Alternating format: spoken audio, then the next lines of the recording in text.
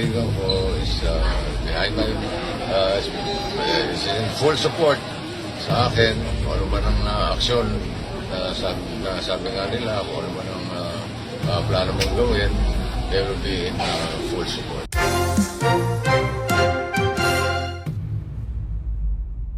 Bossing Vic Soto binasag ang katahimikan ukol sa diumano ay pagpapahinto sa tambalang Raisa Medizon at Bimby Aquino dahil sa matinding panggigipit ng ilang makapangyarihang pamilya sa industriya.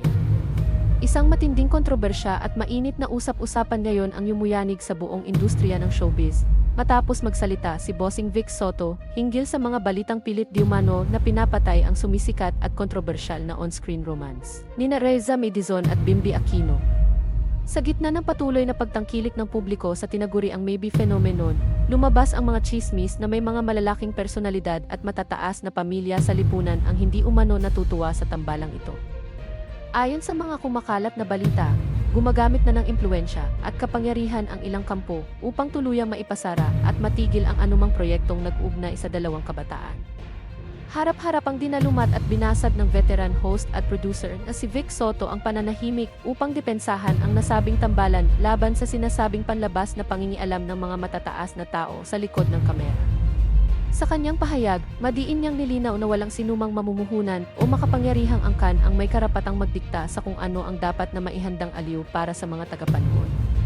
Ipinahayag ng itinuturing na poste ng telebisyon na nakahanda siyang tumayo at makipaglaban upang protektahan ang tambalang Raisa at Bimby mula sa mga panggigipit at manyobra ng mga maimpluwensyang detractors na pilit na humahadlang sa kanilang tambalan.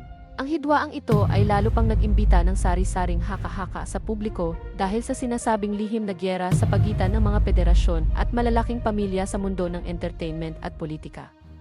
Lumalabas sa mga ulat na hindi umano tanggap ng ilang kampo ang sosyo-ekonomikong agwat at ang imahe ng dalawa kapag magkasama sa harap ng lente ng kamera.